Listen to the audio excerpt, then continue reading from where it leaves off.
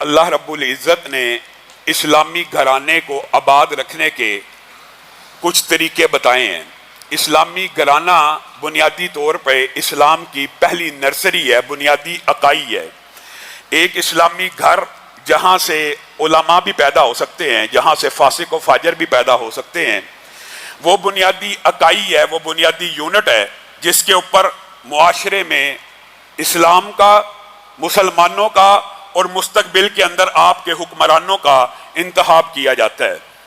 اسلامی معاشرہ ایک گھر سے بنتا ہے، اس کی بنیادی اکائی ایک گھر ہی ہوتا ہے، لیکن ہمارے ہاں بدقسمتی سے جب ایک نیا گھر، نیا یونٹ بنانا ہوتا ہے، ابتدا کہاں سے ہونی چاہیے؟ اللہ کی تائید و نصرت سے، لیکن ہم اس کی ابتدائی ایسے اعمال سے کرتے ہیں کہ گھروں کے جنازے نکل جاتے ہیں۔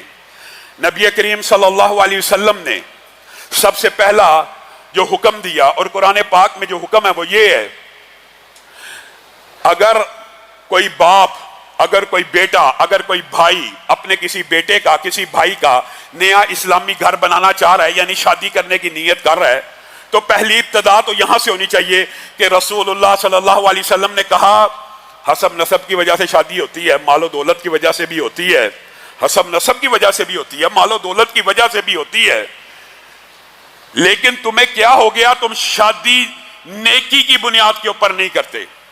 آج خوبصورت لڑکی چاہے غریبوں کی بھی ہو، اس سے تو بیاہ کر لیا جاتا ہے، اس کو تو شادی کی سہولت میسر ہے۔ وہ نیک عورتیں، وہ پاکیزہ عورتیں جن کے بالوں کو بھی شاید کبھی آسمان کے سورج نے نہ دیکھا ہو، ان کے بالوں پہ چاندی آ جاتی ہے، 40 برس کی عمر ہو جاتی ہے، کوئی ان سے شادی بیاہ کرنے کے لیے تیار نہیں ہوتا، اور پھر بعد میں آپ علماء کے پاس آتے ہیں، پیروں فقیروں کے پاس جاتے ہیں، اپنے مسائل لے کر گھر کا بیڑا غرق ہو گیا، گھر کا جنازہ نکل گیا۔ نہیں، تو نے ابتدا جو گھرانے کی بنیاد رسول اللہ صلی اللہ علیہ وسلم نے بیان کیا، اسی کے اوپر عمل نہیں کیا۔ نکاح اور شادی بیاہ آپ کو اور مجھے کس بنیاد پہ کرنا چاہیے؟ نیکی کی بنیاد کے اوپر۔ ہم کس بنیاد پہ کرتے ہیں؟ لڑکے کی انکم کتنی ہے؟ لڑکا امیر ہے، لڑکا مالدار گھرانے سے ہے، چونکہ میری بیٹی ناز و نام سے پلی ہے، ایک اچھے کھاتے پیتے گھرانے کی ہے، میں اس کے لیے صرف امیر لڑکا ڈھونڈ رہا ہوں، نہ سیرت دیکھ رہا ہوں، نہ کردار دیکھ رہا ہوں۔ اور بعد میں شادی کے 2 سال بعد جب پتہ لگتا لڑکا ایسا ایسا ایسا ہے، ایمانداری سے بتلائیے، تو نے کیا لڑکا نیک ڈھونڈا تھا؟ تو نے لڑکا دیکھا ہی وہ تھا کہ جس کی جیب میں چند ٹکے ہوں، ٹکے تو وہ تیری بیٹی کو دے رہا ہے، ٹکے تو وہ تیری بہن کو دے رہا ہے، گلا کس بات کا ہے؟ جی اس کا کریکٹر اچھا نہیں، جی اس کا اخلاق اچھا نہیں، جی وہ بدتمیز بڑا ہے۔ تو نے یہ چیزیں دیکھی تھی؟ تو نے تو شادی جس بنیاد پہ کی تھی، تیرا وہ مقصد اللہ نے پورا کر دیا، اب تجھے گلا نہیں کرنا چاہیے۔ اور کلام حمید کے اندر بھی اس بات کے اوپر رہنمائی موجود ہے، جن بچوں کے دین تمہیں پسند آ جائیں، اگر وہ فقیر ہی کیوں نہ ہو، تم سے آ کے رشتے مانگے، ان سے رشتے کر دیا کرو۔ ان یکونوا فقراء یغنیہم اللہ من فضلہ، فقیر بھی ہوں گے، اللہ اپنے فضل و رحمت سے ایسی برکھا برسائے گا رحمت کی، ایسی بارش کرے گا رزق کی کہ تیری بیٹی کو کوئی تکلیف نہیں ہوگی۔ نبی کریم صلی اللہ علیہ وسلم نے، پہلی بات بیٹی کی طرف سے کر رہا ہوں، بیٹوں کے حوالے سے بھی بات ہوگی، نبی کریم صلی اللہ علیہ وسلم نے کہا تم نکاح کے موقع کے اوپر ایسا لڑکا تلاش کرو جس کا دین تمہیں اچھا لگتا ہو۔ کیوں؟ اگر تمہاری بیٹی اور بہن اس کو پسند آئے گی، اس کی عزت اور اکرام کرے گا، اس میں اضافہ کرتا چلا جائے گا، اور بالفرض اس کو پسند نہ بھی آئے گی تو اس کی بے عزتی نہیں کرے گا، اس کی توہین نہیں کرے گا، اللہ سے ڈرتے ہوئے اس کے حق پورا کرنے کی کوشش کرتا رہے گا۔ نہیں، ہم نے تو صرف مال کی بنیاد پہ شادی کرنی ہے، اور اللہ معاف کرے ہمارا معاشرہ کس سمت میں جا رہا ہے۔ شادی بھی کب کرنی ہے؟ حاجی صاحب بیٹے کی شادی کر دی جائے، وہ بیٹا بھی پڑھ رہا ہے، شیخ صاحب بچے کی شادی کریں، بچہ ذرا کیریئر بنا رہا ہے، کیریئر بناتے بناتے اس کے کریکٹر کا جنازہ جب نکل جاتا ہے تب تجھے ہوش آتی ہے، اب تو باہر منہ مارنا شروع ہو گیا، اب فٹافٹ اس کی شادی کر دو، اب اس جانور کے لیے کسی کی بچی لے آؤ۔ خود پہلے کریکٹر کا جنازہ نکالنے میں ماں باپ کا پورا کردار ہے. بچہ بالغ ہو گیا, بچے کے اندر فطری خواہشات ہیں, باپ کا یہ کام ہے. بیٹی بھی اگر بالغ ہوگی, بیٹی بھی اگر جوان ہو گئی ہے, فطری خواہشات ہیں, باپ کا پہلا فرض ماں باپ کا یہ ہے. گھروں کو کیسے بات کیا جائے؟ ہر بندہ دوسرا رونا رو رہا ہے. اپنے بیٹے کو پیار اور محبت سے, اپنی بیٹی کو پیار اور محبت سے اپنے اعتماد میں لیجئے. بیٹے جب تو کہے گا تیری شادی ہو جائے گی, تجھے فرسٹریشن کی ضرورت نہیں ہے, تجھے پریشان ہونے کی ضرورت نہیں ہے. جس دن تو میرے سامنے مطالبہ رکھے گا تیری شادی ہوگی, میں تیرا نان نفقہ اٹھاؤں گا, میں تیرا خرچہ اٹھاؤں گا.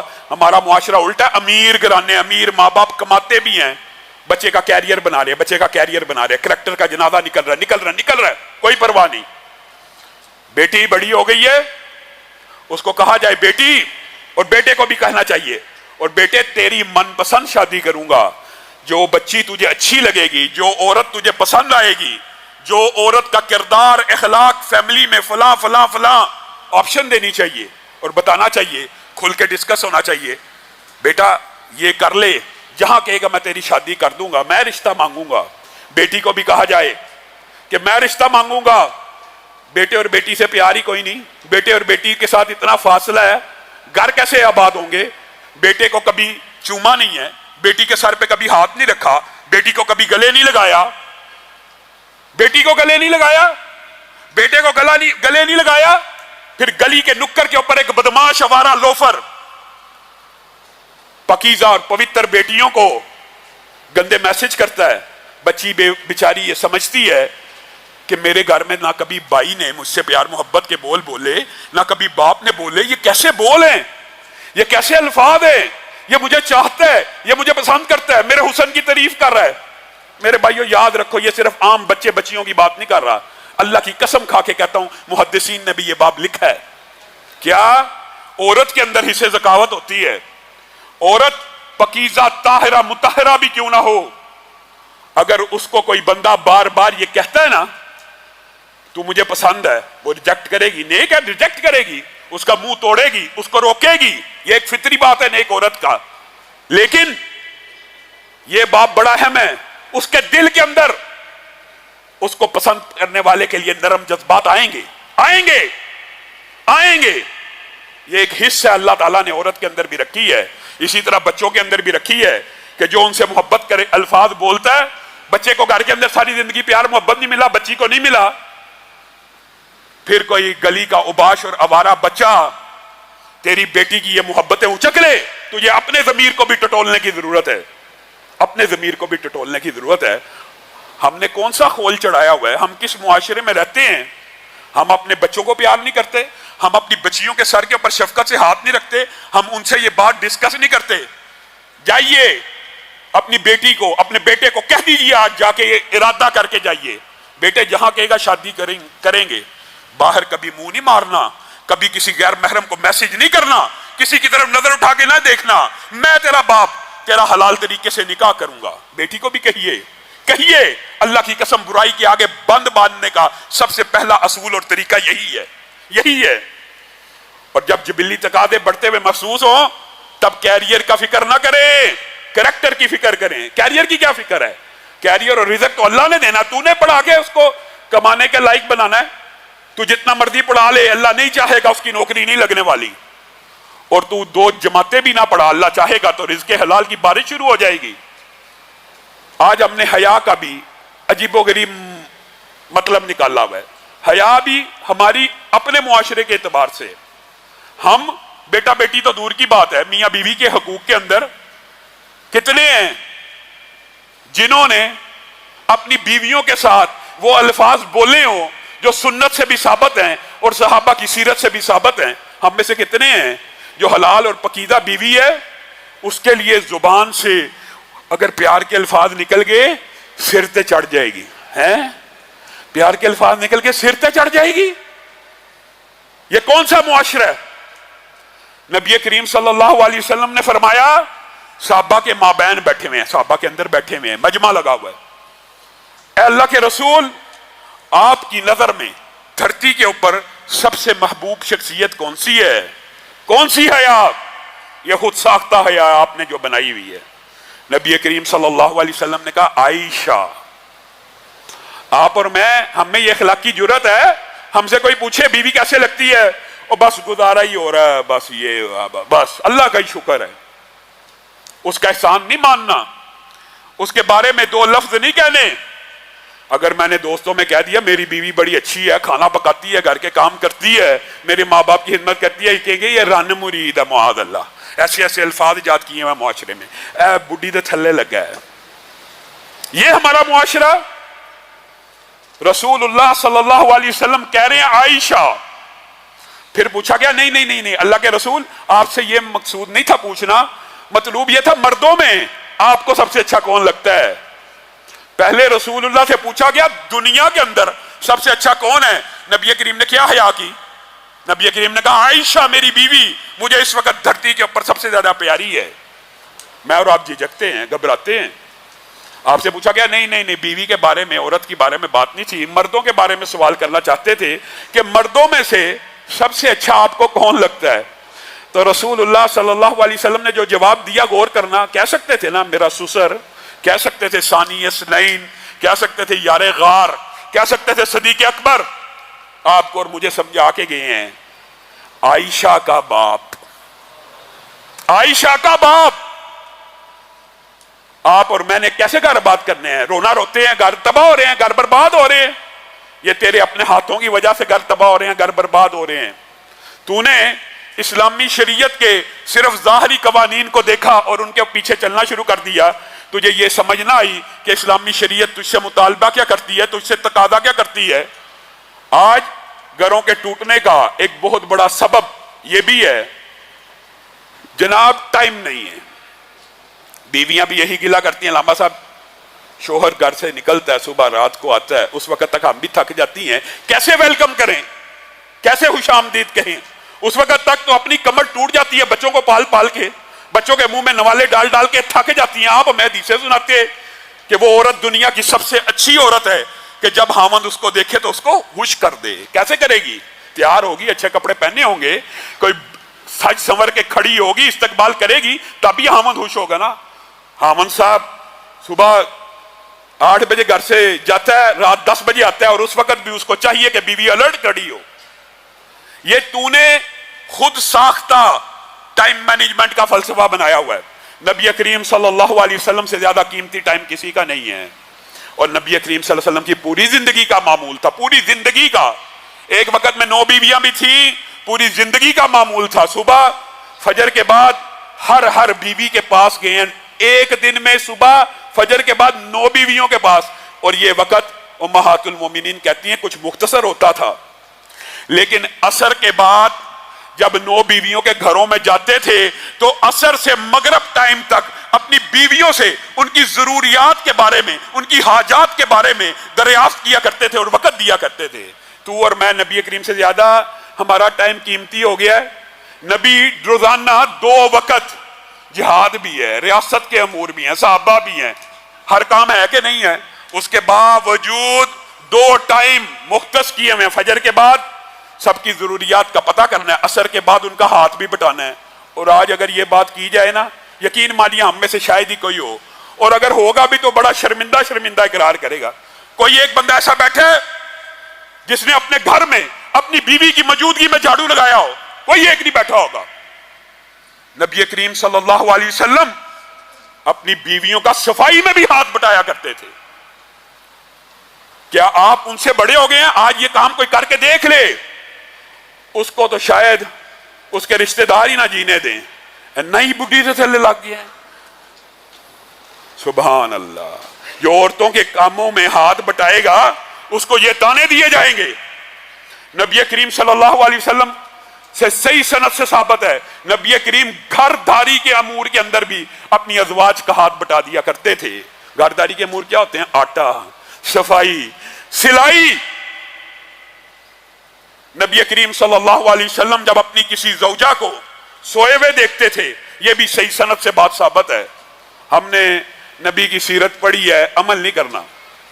صحیح حدیث سے ثابت ہے، نبی کریم صلی اللہ علیہ وسلم اپنی کسی زوجہ کو جب وہ سو جاتی جب وہ سو جاتی آواز نہیں تھے دیتے، دینا جائز ہے، دینے کی اجازت ہے، لیکن ان کی سیرت اس سے مختلف تھی۔ کئی مرتبہ امی عائشہ بیان کرتی ہے رات کے وقت میں دیکھتی رسول اللہ نیند سے اٹھے ہیں اور پانی پی رہے ہیں۔ میں کہتی اللہ کے رسول مجھے ہی اٹھا دیا جاتا، میں ہی آپ کے لیے پانی لے کے آ جاتی۔ نبی کریم خاموشی سے خود اٹھتے، خود پانی لے کے آ جاتے۔ یہاں پہ ہمارے معاشرے میں آواز دی جاتی ہے اپنی بیوی کو پانی لے آؤ، 1 منٹ تاخیر ہو جائے تھپڑ تھپڑ شروع، بس 1 منٹ تاخیر ہو جائے منہ سے جو جی چاہے نکل گیا۔ یہ تم نے نبی کریم صلی اللہ علیہ وسلم کی سیرت سے سیکھا ہے۔ خیرکم خیرکم لأہلہ، تم میں سے بہترین شخص، رسول اللہ کہہ رہے ہیں مولوی نہیں، تم میں سے بہترین شخص وہ ہے جو اپنے گھر والوں کے لیے، اپنی بیوی کے لیے سب سے بہتر ہے۔ تم میں سے سب سے بہتر وہ نہیں ہے، یہاں پہ یہ نہیں کہا جو حاجی ہے، جو نمازی ہے، جو سجدے لمبے کرتا ہے، بلکہ اخلاق بتایا جا رہا ہے تم میں سے سب سے بہتر وہ ہے جو اپنی بیوی کے حق میں سب سے اچھا ہے۔ وَأَنَا خَيْرُكُمْ لِأَخْلِي، اور میرے سے اچھا اپنی بیویوں کے لیے تم میں سے کوئی بھی نہیں ہے۔ یہ رسول اللہ کا مقام ہے، یہ ان کا مرتبہ ہے، یہ ان کا تو اخلاق ہے، لیکن ہم اگر ان کا پورا اخلاق نہیں اپنا سکتے کچھ تو اپنائیں۔ نبی کریم صلی اللہ علیہ وسلم نے فرمایا بیوی کا یہ حق ہے پہلا کہ جو تو کھائے وہ اس کے منہ میں ڈالے۔ تو باہر دوستوں کے ساتھ ٹکے بھی کھا رہا ہے، کباب بھی کھا رہا ہے، پارٹیاں بھی کر رہا ہے، ڈنر بھی کر رہا ہے، گا رہا ہے، پیٹ بھرا ہوا ہے، روب جاڑنے کے لیے کچھ نہیں بنایا، آج میں نے کھانا نہیں کھانا، باہر سے کھا کے آ رہا ہے، باہر سے کھا کے آ رہا ہے، دوستوں کے ساتھ خوش گپیاں بھی لگا کے آ رہا ہے، دوستوں کے ساتھ ہنس کھیل کے بھی آ رہا ہے، گھر آ کے روب جما دیا، مجھے یہ پسند نہیں، کھا کے بھی آیا ہوگا، چیز سامنے پڑی یہ پسند نہیں آ رہی، کیونکہ باہر سے کھا کے آیا ہے۔ تیرے پہ فرض ہے جو تو کھائے اپنی بیوی کے منہ میں بھی وہ نوالا ڈالے۔ صحابہ نے پوچھ لیا اچھا اس کے منہ میں نوالا ڈالنے کا کیا فائدہ ہے؟ نبی کریم صلی اللہ علیہ وسلم نے کہا صدقوں میں سے بھی سب سے بہترین صدقہ یہ ہے کہ جو تو کھائے وہی اپنی بیوی کے منہ میں ڈال۔ رسول اللہ صلی اللہ علیہ وسلم، اور اس سے مراد یہ بھی ہے کہ جو تیرا بود و باش ہے وہی بیوی کا بھی بود و باش ہونا چاہیے۔ خود تیرے پاس سینکڑوں سوٹ ہوں، گڑیاں ہوں، ہر چیز ہو، جوتے ہوں، اور بیوی سوٹ مانگ لے، تیرے پاس پیسے نہ ہو، تیرا جو بود و باش ہے، ایک مطلب یہ بھی ہے، اور دوسرا عملی مظاہرہ بھی رسول اللہ صلی اللہ علیہ وسلم نے کر دیا۔ امی عائشہ بیان کرتی ہیں رسول اللہ اپنی ازواج سے اس قدر محبت کیا کرتے تھے کہ جس پیالے کے جس جگہ اور مقام کے اوپر میرے ہونٹ لگا کرتے تھے رسول اللہ وہ پیالہ مجھ سے پکڑ لیا کرتے تھے۔ کس لیے؟ کیا رسول اللہ کو اس وقت پیاس لگ رہی ہے؟ احادیث سے یہ بات سمجھ آتی ہے رسول اللہ اپنی ازواج کا دل رکھنے کے لیے اور محبت کا اظہار کرنے کے لیے اسی جگہ پہ اپنے ہونٹوں کو لگاتے تھے جہاں ماں عائشہ کا ہونٹ لگا ہوتا تھا۔ جس جگہ پہ ماں عائشہ بوٹی کھا رہی ہوں، یہ بھی صحیح سند سے ثابت ہے واقعات، جس جگہ سے بوٹی کو کھا رہی ہیں نبی کریم صلی اللہ علیہ وسلم مذاق سے خوش طبعی سے ماں عائشہ سے وہ کھینچ لیتے اور اسی جگہ کے اوپر اپنے دانتوں کو رکھ لیتے۔ محبت کا اظہار ہے، محبت کا اظہار ہے۔ یہ وہ نبی ہے جو با وفا ہے، با وفا پیغمبر، با وفا نبی کے امتی آج بیویوں سے ہی بے وفائیاں کر رہے ہیں، بیویوں سے بے وفائی۔ نبی کریم کی ایک زوجہ حضرت خدیجہ عرصہ ہو گیا دنیا سے چلی گئی ہیں۔ حضرت خدیجہ کی بہن حالہ بنت خویلد ایک دن آ گئی، آ کے آواز لگائی، نبی کریم صلی اللہ علیہ وسلم نے ان کی آواز کو سنا، آپ کی آنکھوں سے آنسو جاری ہو گئے۔ کہا خدیجہ، آواز بہنوں کی ملتی ہوتی ہے، ایک لمحے کے اندر ماں خدیجہ کے سارے واقعات کیسے نبی کی آنکھوں کے سامنے گھومے ہوں گے کہ نبی کی آنکھوں سے زاروں قطار آنسو بہ رہے ہیں اور کہہ رہے ہیں خدیجہ، خدیجہ کی آواز۔ کہا نہیں نہیں، وہ تو دنیا سے جا چکی ہے، یہ حالہ ہوں گی، یہ حالہ ہوں گی۔ ماں خدیجہ کا ہار، ایک دن صرف ہار دیکھ لیا ابو العاص نے، فدیے میں وہ ہار دیا، لمبی چوڑی بات ہے، وہ ہار دیکھ لیا جو ماں خدیجہ کے گلے میں کبھی دیکھا تھا، فدیے کے طور پہ داماد نے بھیجا کہ آزاد کر دیجئے۔ زینب نے کہا ہار بیچ دیتی ہوں، فدیہ دیجئے اور آزاد ہو کے آ جائیے۔ نبی کریم صلی اللہ علیہ وسلم صرف ہار دیکھ رہے ہیں، یہاں پہ بیوی گھر میں موجود بھی ہو، یہاں پہ بیوی کے ساتھ رفاقت بھی ہو، بیوی کے ساتھ لمبا عرصہ قیام بھی ہو، کوئی محبت کے جذبات نہیں ہیں۔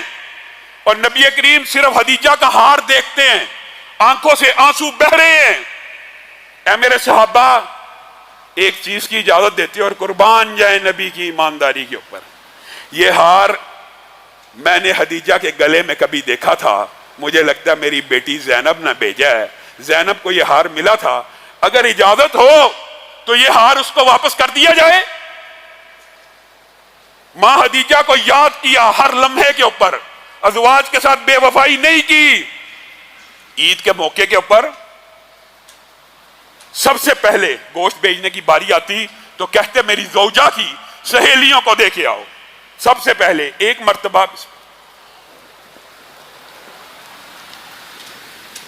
ایک عورت آئی، نبی کریم نے بڑا اکرام کیا، اس کے لیے چادر بچھائی، اس کو بڑا ویلکم کیا۔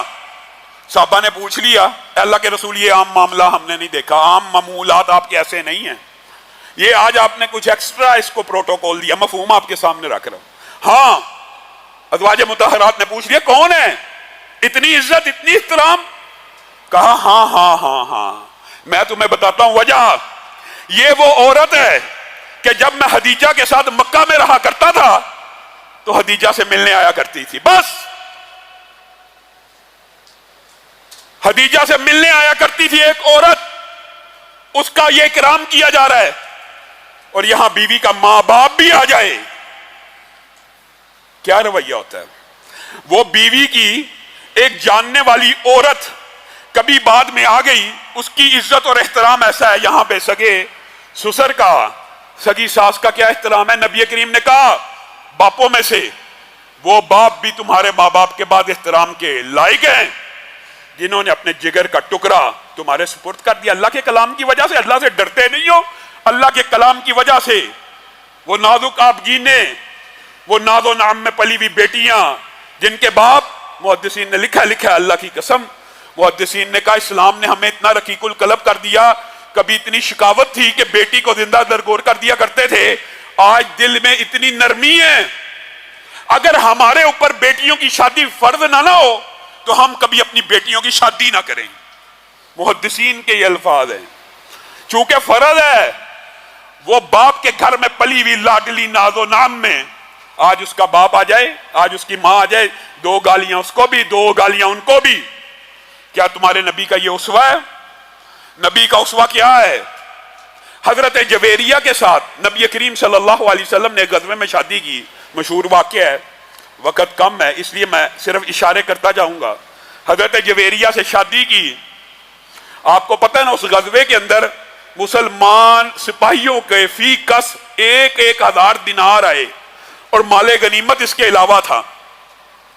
رات گزری، صحابہ کو پتہ چل گیا کہ رسول اللہ صلی اللہ علیہ وسلم کی شادی اس قبیلے میں ہو گئی ہے، جویریہ سے رسول اللہ نے شادی کر لی ہے۔ نبی نے نہیں کہا، ابھی تک نبی نے کوئی حکم نہیں دیا۔ صحابہ آپس میں مشورہ کرنے لگے، یہ تو ہمارے نبی کے سسرالی رشتہ دار بن گئے ہیں، ہمارے ہاں سسرال کا کیا احترام ہے، یہ تو ہمارے سسرالی رشتہ دار بن گئے ہیں، اللہ کے رسول نے ان کی بیٹی کے ساتھ شادی کر لی ہے۔ صحابہ نے 1,000 دینار جس سے لیے واپس کرنا شروع کر دیے۔ حدیث کے الفاظ ہے، وہ لوہے کا ڈول جس سے پانی کھینچا جاتا ہے صرف وہ واپس نہ کیا صحابہ نے، وہ صرف ڈول واپس نہ کیا بلکہ ایک ڈول کے اوپر لکڑی لگی ہوتی ہے، آپ کو پتا ہے جب کنویں میں ڈالا جائے ایک لکڑی کے ذریعے رسی باندھ کے اس کو نیچے کیا جاتا ہے، حتیٰ کہ جس کے حصے میں اس لوہے کے ڈبے کے لکڑی صرف حصے میں لکڑی بھی آئی تھی، اس لکڑی کو بھی واپس کر دیا کہ یہ ہمارے نبی کے سسرالی رشتہ دار ہیں۔ اور نبی کریم صلی اللہ علیہ وسلم نے امت کو ایک نصیحت کی تھی، ایک وصیت ہے تو ہم مانتے ہی نہیں۔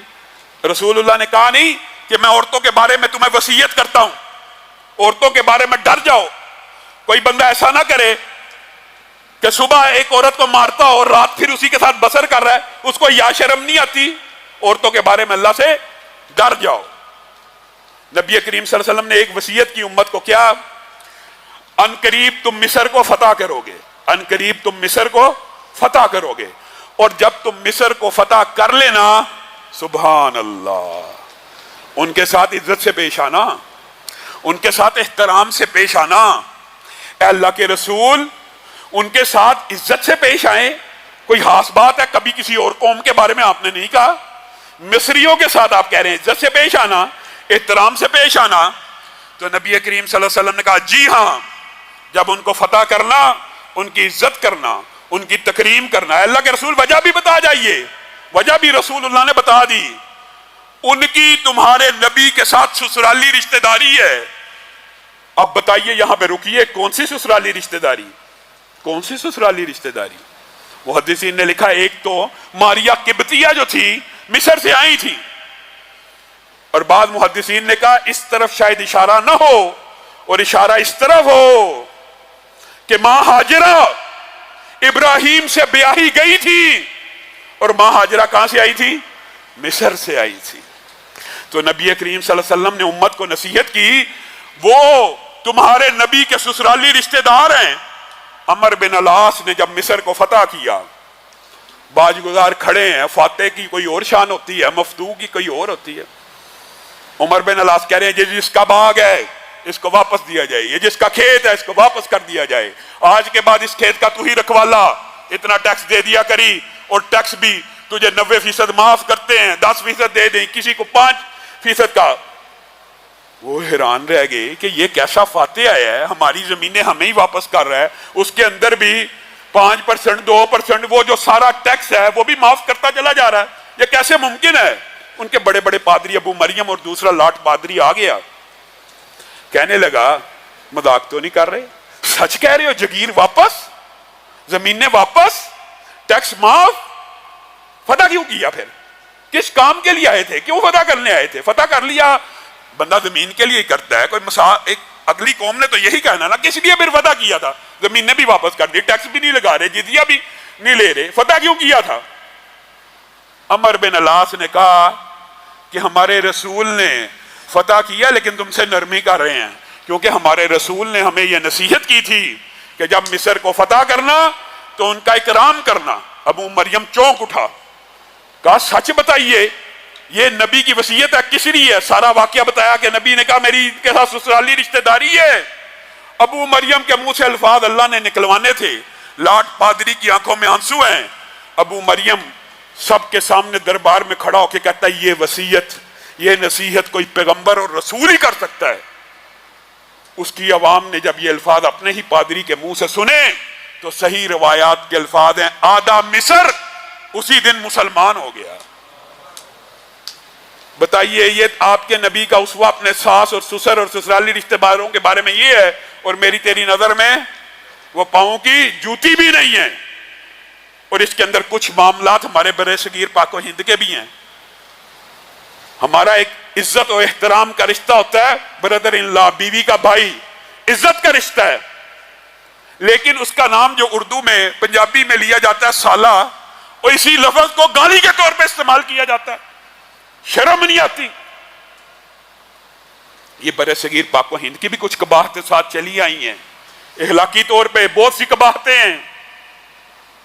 نبی کریم صلی اللہ علیہ وسلم نے کہا کبھی اپنی بیوی کے منہ پہ مت مارنا اگر کبھی حاجت پڑ گئی، ضرورت پڑ گئی، لیکن ہمارے ہاں قرآن پاک کی اس آیت کو بھی الٹی سمت سے سمجھا گیا ہے۔ ہر چیز الٹی ہے نا، اپنی مرضی ہے، اپنی مرضی ہے نا۔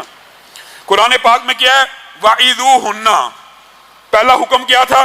وَعِذُوهُنَّ ہے۔ پہلا حکم تو یہ تھا کہ ان کو وعظ و نصیحت کی جائے، ان کو لیکچر سنائے جائیں، انہیں دین کی تربیت دی جائے۔ کوئی عورت خاوند کی اطاعت نہیں کرتی، پہلا حکم اللہ نے کیا دیا کہ ان کو نصیحت کرو، ان کو پیار سے سمجھاؤ، ان کو محبت سے سمجھاؤ۔ وعظ و نصیحت میں جبر ہوتا ہے، ظلم ہوتا ہے، تشدد ہوتا ہے۔ وعظ کس کو کہتے ہیں؟ نصیحت کس کو کہتے ہیں؟ قول نرم کو، قول لین کو، قول محبت کو۔ فرعون کے لیے بھی قول لین ہے۔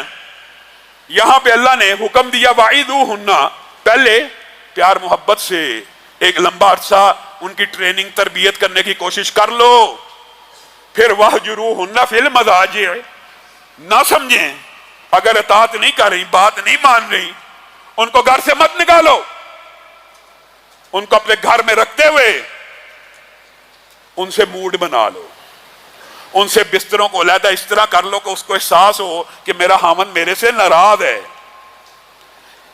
और फिर आखिर में क्या कहा, वज़रिबू हुन्ना। लेकिन ये कुरान पाक का जो तीसरा हुक्म है हमने पहले नंबर पे रखा हुआ है।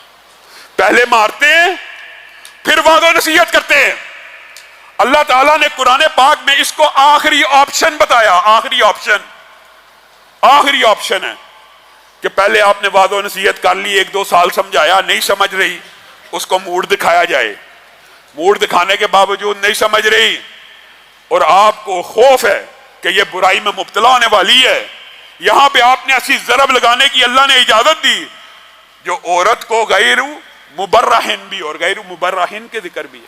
क्या मतलब? ऐसी चोट जिसके साथ नील ना पड़े, ऐसी चोट जिसके साथ नील ना पड़े। जो इजाजत है चोट लगाने की अपने बच्चों को भी, वो भी ऐसी है कि जिसके अंदर नील ना पड़े। अपनी बीवी को भी उसी की इजाजत है जिससे नील ना पड़े। यहां पे पहला काम जो अल्लाह ताला ने तरतीब में तीसरे नंबर पे रखा है वो हमने पहले नंबर पे रखा है। यहां पे अभी बात आई है ज़िमनी तौर पे तो आपके सामने रखता हूं, तलाक नहीं दी जाती, तलाक नहीं है। अभी मामला लड़ाई झगड़े में है, चलो अपने माँ बाप के घर निकल जाओ, दफा हो जाओ, अपने माँ बाप के घर चली जाओ। और रसूलुल्लाह सल्लल्लाहु अलैहि वसल्लम क्या कह रहे हैं? तलाक दे दो तो उसको उसके माँ बाप के घर ना भेजो। यहां पे तो तलाक हुई नहीं, तलाक के बगैर अपने माँ बाप के घर दफा हो जाओ। और रसूलुल्लाह कह रहे हैं तलाक भी दे दो तो कहां रखो? अपने घर में। अपने घर में क्यों? कि शायद तुम्हारा दिल पसीज जाए, वो इद्दत इधर पूरी करे, वो बने संवरे, कि शायद हामद दोबारा मुतवज्जे हो जाए और इस्लामी घराना दोबारा आबाद हो जाए। हमने पहला नंबर पे वो काम रखा है जिसकी आखिरी ऑप्शन है। तलाक के बाद भी बीवी को उसके माँ बाप के घर भेजने की इजाजत नहीं है इस्लाम और शरीयत में। अपने घर में रखना है ताकि रुजू का इम्कान हो। इस्लाम खानदान को जोड़ना चाहता है, इस बुनियादी इकाई को हमेशा के लिए कायम रखना चाहता है और इसकी दलाइल बीसियों है। सिर्फ एक बात आपके सामने रखूंगा कि इस्लाम क्यों चाहता है घर बना रहे। आप सिर्फ इस मसले की गहराई को समझें कि मियां बीवी की लड़ाई कितनी बुरी चीज है इस्लाम में, कि वो इबलीस आदम अपने उस चेले का इस्तकबाल खड़े होकर करता है, अहलन व सहलन मरहबा करके करता है, जो किसी मियां बीवी के दरमियान जुदाई करवा के आता है। जना करवाने वाले का नहीं, कत्ल करवाने वाले का नहीं, इसका इस्तकबाल कर रहा है जिसने बीवी से जुदाई करवा दी है। इसकी कोई अहमियत होगी तो ही वो ये काम कर रहा है। और दूसरी बात जो इसकी अहमियत को साबित करती है इस घराने की इकाई की, वो ये है नबी करीम सल्लल्लाहु अलैहि वसल्लम ने, आपको पता है, झूठ मजाक में बोलने की इजाजत नहीं दी। हंसी मजाक में झूठ नहीं बोला जा सकता, तकल्लुफन झूठ नहीं बोला जा सकता। झूठ कई मामलात की उसकी कबाहतें आपके सामने कई मर्तबा रखी हैं। एक मामला झूठ जहां खिलाफ हकीकत बोलने की जरूरत इजाजत है वो ये है कि मियां अपनी बीवी से और बीवी अपने मियां से अपना घर बचाने की खातिर खिलाफ हकीकत बात करेंगे, झूठ बोलेंगे तो ऐसा ही है जैसे दो मुसलमान भाइयों में सुलह करवाने के दरमियान झूठ बोलना बाइसे अदाब नहीं बल्कि बाइसे सवाब बन जाता है। इसी तरह घरों को आबाद करने के लिए मियां बीवी का एक दूसरे के साथ ये अल्फाज कहना, और मुहद्दिसीन ने तशरीह भी कर दी है। ये क्या इजाजत है? ये क्यों इजाजत दी? ये इजाजत इसलिए दी है, आज आपकी शादी हुई, अभी तो आपके दिल में बीवी की मोहब्बत पैदा ही नहीं हुई, आज ही शादी हुई है, आज ही वो आपके घर आई है, आपने उसको देखा, अभी तो मोहब्बत भी नहीं है, आप कहेंगे कि मुझे तेरे से मोहब्बत है। ये झूठ नहीं लिखा जाएगा, ये सवाब लिखा जाएगा। अभी कई मर्तबा ऐसा होता है कि इंसान बेचैन होता है, परेशान होता है, किसी परेशानी के आलम में घर चला गया तो अल्लाह ने और रसूलुल्लाह ने, मेरे भाइयों, ये इजाजत इसलिए है, ये इसलिए नहीं है कि अपनी बदकारियों और बुराइयों के ऊपर पर्दा डालने के लिए बीवी से झूठ बोला जाए। ये इसलिए इजाजत नहीं है कोई ये समझता हो कि शायद इसलिए इजाजत है। ये इजाजत इसलिए दी जा रही है कि मियां बीवी का घर आबाद हो, खानदान आबाद हो। बीवी अच्छी नहीं भी लग रही, बीवी अच्छी नहीं भी लग रही, उसको जाके कहा जाए तू मुझे बड़ी अच्छी लग रही है, تو مجھے بڑی پسند ہے، تو مجھے بڑی خوبصورت لگ رہی ہے، تو میرے دل کا چین ہے، تو میرے دل کا قرار ہے. یہ جھوٹ کی اجازت اس کام کے لیے تھی. تو نے سمجھا کہ جھوٹ کی اجازت اس لیے دی ہے کہ میں اپنی برائیاں چھپاتا رہوں، اپنے بارے میں جھوٹ بولتا رہوں. نہیں، میں بڑا پاک ہوں، میں بڑا صاف ہوں. یہ اجازت نہیں تھی. اجازت یہ تھی کہ بے وقوف آدمی اپنی بیوی کا دل رکھنے کے لیے، اس کو اپنی طرف متوجہ اور مائل رکھنے کے لیے جھوٹ بولنا پڑے، بول دیا کر. اور بیوی کو بھی اسی لیے اجازت اللہ نے دی ہے کہ خاوند کسی وقت اچھا نہیں لگ رہا، کسی وقت بے چین ہے، اس کو اس کے ساتھ توجہ نہیں، متوجہ نہیں ہو رہی، زبان سے اقرار کر لے. صرف زبان سے کہہ دے آپ مجھے بڑے اچھے لگتے ہیں، آپ مجھے بڑے پسند ہیں، آپ میرے سر کے تاج ہیں، آپ میرے دل کا قرار ہیں. یہ اجازت تجھے اللہ اور رسول نے دی ہے تاکہ تیرا گھر آباد ہو. لیکن ہماری بہنیں بھی سخت دل کی ہیں، اور بھائی بھی، ایک ناراض تو دوسرا اس سے آگے ناراض، ایک نے منہ ادھر کیا تو دوسرے نے ادھر کر دیا. اور میری بہنیں بیٹیاں بھی کچھ باتیں سمجھ لیں. موضوع بڑا طویل ہے، بات کو مختصر کرتا ہوں. نبی کریم صلی اللہ علیہ وسلم سے زیادہ افضل کائنات میں کوئی بیٹی ہو سکتی ہے؟ فاطمہ کتنی اعلیٰ ہیں، کتنی افضل ہیں. آپ کو پتا ہے وہ اپنے، میری بہنیں بیٹیاں اس بارے میں غور کریں. ٹھیک ہے حامدوں کی کمیاں کوتاہیاں ہوتی ہیں، لیکن میرے بہنیں اور بیٹیاں یہ بھی غور کریں کہ نبی کریم کی بیٹی ہے اور نبی کے پاس کیا لے کے آئی ہے؟ سوال. اور کیا لے کے آئی ہے؟ درخواست. اور کیا لے کے آئی ہے؟ شکایت. کیا؟ علی کے گھرداری کے سارے کام میں کرتی ہوں. کیا کرتی ہے بیٹی؟ یہ کائنات کی سب سے افضل شخصیت کی بیٹی ہے. تیرا باپ جتنا مرضی امیر ہو، جتنا مرضی بڑا تاجر ہو، جتنا مرضی اعلیٰ خاندان کا ہو، اس سے زیادہ اعلیٰ خاندان کا نہیں ہو سکتا، نہیں ہو سکتا. آگے شکایت کری ہے بابا اتنا کام کرنا پڑتا ہے کہ ہاتھ پہ چھالے پڑ گئے ہیں، چکی چلا چلا کے ہاتھ زخمی ہو گئے ہیں. نبی کریم نے کہا خدمت چھوڑ دے حامد کی، آج کے بعد کام نہ کری. یہ ہماری بہنوں بیٹیوں کو کس نے سکھا دیا؟ نبی کریم صلی اللہ علیہ وسلم مسکرانا شروع ہو گئے اور کہا فاطمہ میں تجھے خادم سے بہتر ایک نسخہ نہ بتاؤں؟ بتا دیجئے. نبی کریم نے وہ وظیفہ جس کو آج ہم تسبیح فاطمہ کہتے ہیں، سبحان اللہ الحمدللہ اللہ اکبر، بتا دیا اور بیٹی کو کہا اسی کام میں لگی رہ. نبی کے بعد کائنات کا سب سے افضل آدمی امت میں کون ہے؟ ابو بکر صدیق. ان کی بیٹی اسماء بنت ابی بکر ہیں. خود کہتی ہیں کہ جب زبیر کے ساتھ شادی ہوئی تھی، ایک اونٹ تھا اور ایک گھوڑا تھا، گھوڑے کا چارہ بھی میں ڈالا کرتی تھی اور اونٹ کے اوپر گھر کے لیے پانی دور دراز سے میں لے کے آیا کرتی تھی. کہ ابو بکر جیسے امیر فراح دل سخی نے اپنی بیٹی کو منع کر دیا کہ یہ کام نہیں کرنا؟ نبی کریم صلی اللہ علیہ وسلم کے بعد ایک صحابی آ گیا اپنی پھوپھو کو لے کے، اپنا مسئلہ بتایا. اس کے بعد نبی کریم نے کہا میری اے عورت میری بات یاد رکھی، تیرا خامن تیری جنت ہے، تیرا خامن تیری دوزخ ہے. تیرا خامن تیری جنت ہے، تیرا خامن تیری دوزخ ہے. ہماری بہنیں بیٹیاں یہ بھی تو سمجھیں، یہ بھی تو اسی رسول کا فرمان ہے نا. اگر ایک عورت صرف 5 نمازیں پڑھتی ہو، صرف 30 روزے رکھتی ہو، صرف اپنے نفس کی حفاظت کرتی ہو، 3 کام، یہ بات عورتیں سمجھ لیں. اللہ کی قسم اللہ نے عورتوں کے اوپر احکامات نرم رکھے ہیں. یہ فیمنزم کے نعرے لگانے والے یہ سمجھتے ہیں کہ عورتوں کے احکامات سخت ہیں. عورتوں کے احکامات آدھے سے بھی کم ہیں. اور یہ بھی ہام ہاں کا پراپوگنڈا جی اسلام میں عورت کو، یہ دیکھیں جی یہ 4 رشتے ہیں عورت کے اسلام میں اور وہی رشتے بدلتے بھی رہتے ہیں. ان 4 رشتوں میں 3 جگہ کے اوپر اللہ نے عورت کو فضیلت دی ہے. ماں باپ میں سے کون افضل ہے سب جانتے ہیں. ماں کتنے گنا؟ 3 گنا زیادہ. 3 مرتبہ ماں، 1 مرتبہ باپ. کبھی کسی فیمنزم کا یہ سنا ہے؟ کبھی نہیں. اسلام کی خوبی بیان کریں گے. ماں باپ میں سے اسلام میں ماں افضل ہے، بہن بھائی میں سے بہن افضل ہے، بیٹے بیٹی میں سے بیٹی افضل ہے. کہ جس کی کفالت کے اوپر جنت کا اجر و ثواب ہے، بیٹے کی کفالت کے اوپر ہے.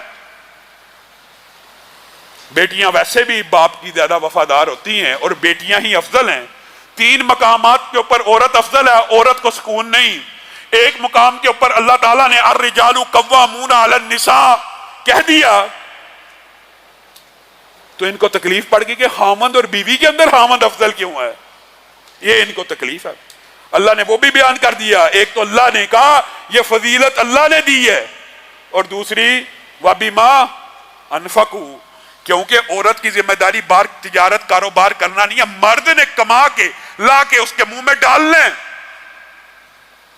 اسی لیے نبی کریم صلی اللہ علیہ وسلم نے کہہ دیا تھا جو خامند کی ناشکری ہے وہ اللہ کی ناشکری ہے. جہنم میں وہ عورتیں بھری پڑی ہیں جن کو خامند ایک عرصہ کھلاتا پلاتا احترام کرتا عزت کرتا ہے, ایک دن ان سے ناراض ہو جائیں تو کہہ دیتی ہیں ہم نے اس بندے سے کبھی خیر ہی نہیں دیکھی, یہ بندہ تو شروع سے ہی ایسا ہے, یہ بندہ ہر روز جس دن سے میں اس گھر میں آئی ہوں ہر روز اس کا یہی کسب ہے. ہر روز چاہے گے کسب یہ ہو بھی نہ, اچھی زندگی بھی گزری ہو. نبی کریم نے کہا اس عورت کے اوپر اللہ نظر رحمت نہیں کرے گا کہ وہ عورت جو اپنے خامند کے بغیر رہ بھی نہیں سکتی, دل سے محبت بھی کرتی ہے, اوپر سے ڈائلاگ بول رہی ہے. اللہ تو کہہ رہے ہیں, رسول اللہ تو کہہ رہے ہیں تو جھوٹے ڈائلاگ محبت کے بول لے, اور تو دل سے محبت کرتی ہے اور منہ سے جھوٹ کہتی ہے کہ میں نے خامند سے خیر نہیں دیکھی. اللہ تعالیٰ اس عورت کی طرف نظر رحمت نہیں کرے گا. یہ بھی حدیث کے الفاظ ہیں کہ جس خامند کے بغیر رہ بھی نہیں سکتی اسی کی ناشکری کرتی جاتی ہے. حضرت ابو سعید خدری کی حدیث میں یہ بات ثابت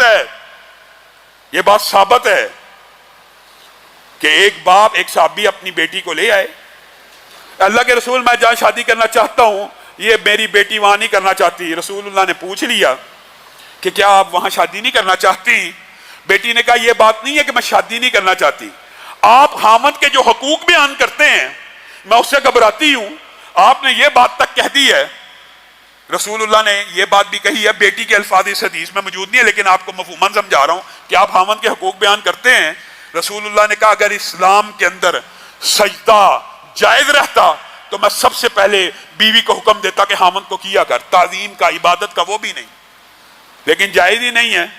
کہا آپ اتنے خامندوں کے حقوق بیان کرتے ہیں تو مجھے بتائیے خامند کا حق کیا ہے, سچ سچ بتائیے. نبی سے پوچھ رہی ہے. نبی کریم نے کہا بیٹی اگر تو یہ بات پوچھتی ہے تو سچی بات یہ ہے کہ خامند کا حق اتنا زیادہ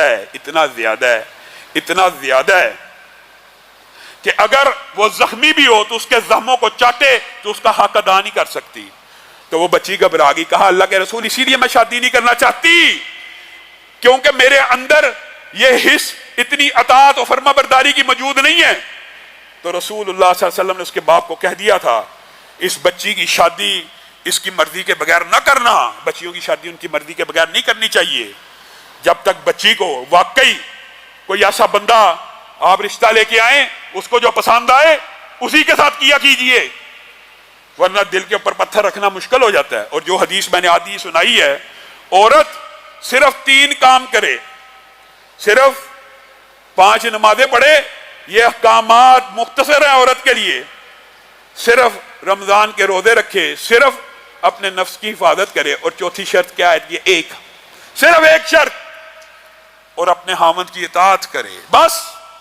نبی کریم نے یہ اعزاز کس کو دیا ہے دنیا کے اوپر نام لے کے؟ ایک بندے کو ہی دنیا میں دیا ہوا ہے نا, ابو بکر تو کل قیامت کے دن کھڑا ہوگا, جنت کا ہر دروازہ پکار رہا ہوگا اے ابو بکر ہم سے داخل ہو جائیے.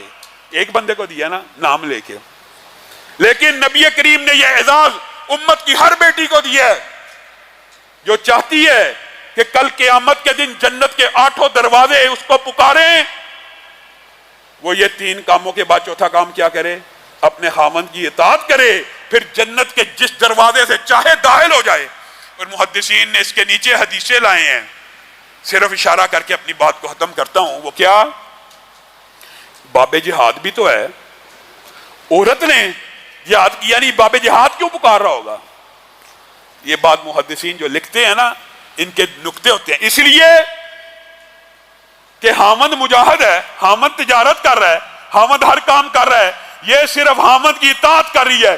جو اجر و ثواب خامند بار محنت مزدوری کر کے کما رہا ہے, یہ عورت گھر بیٹھے صرف اس کی اطاعت کر کے کما رہی ہے. اطاعت کرے گی تو کمائے گی نا, اطاعت کرے گی تو کمائے گی. تو میری بہنیں بیٹیاں افراط و تفرید سے بھی بچیں میرے بھائی، عورتوں کے اوپر ظلم کرنے سے بھی بچیں۔ اور نبی کریم صلی اللہ علیہ وسلم نے یہ بھی کہہ دیا کہ کوئی مومن مرد اپنی بیوی کا بغض اپنے دل میں نہ رکھے، بغض نہ رکھے، بغض رکھنے کے باوجود اس کے اوپر گھیرا تنگ کر کے اس کو زبردستی گھر میں رکھا ہوا ہے کہ اس کو ٹیز کرنا ہے، اس کو اذیت دینی ہے۔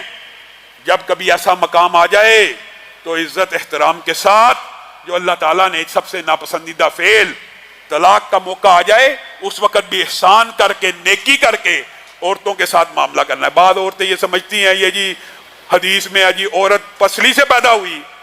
نبی کریم صلی اللہ علیہ وسلم کیا چاہتے ہیں عورت کے بارے میں؟ نبی کریم یہ سمجھا رہے ہیں کہ عورت تیری پسلی سے پیدا ہوئی ہے، تیرا کام، تیرے ڈیوٹی اللہ نے یہ نہیں لگائی تو اس کو سیدھا کر، نہیں لگائی یہ تیری ڈیوٹی۔ عورت کو اس کے ٹیڑھ پن کے ساتھ قبول کرنا یہ تیری ڈیوٹی ہے۔ تو کہتا ہے یہ ٹیڑھی ہے، میں انہوں سیدھا کر کے ہی چھڑنا، نہیں کر سکتا تو سیدھا۔ نبی کہہ رہا ہے، نبی کہہ رہے ہیں کہ جو اس کو سیدھا کرنے کی کوشش کرے گا پھر وہ توڑ ڈالے گا، یعنی رشتہ بھی ٹوٹنے کا امکان ہے، اس کا دل بھی ٹوٹ جائے گا۔ کس قدر ظالم ہیں وہ لوگ کہ جنہوں نے جوانی اور حسن کا وقت اپنی بیوی کے ساتھ گزارا، آج بیوی بوڑھی ہو رہی ہے، آج حسن مان پڑ رہا ہے، آج اس کو ضرورت ہے تیری، اور تو کہہ رہا ہے دفع ہو جا، اپنے گھر چلی جاؤ، اب تیری شکل مجھے اچھی نہیں لگتی، جوانی اس نے ساری تیرے ساتھ بتا دی، اب تجھے وہ اچھی نہیں لگتی، کم از کم اس کے احسانات کا بدلہ اس طرح تو دے کہ عمر بھر اس کے ساتھ رفاقت نبھا۔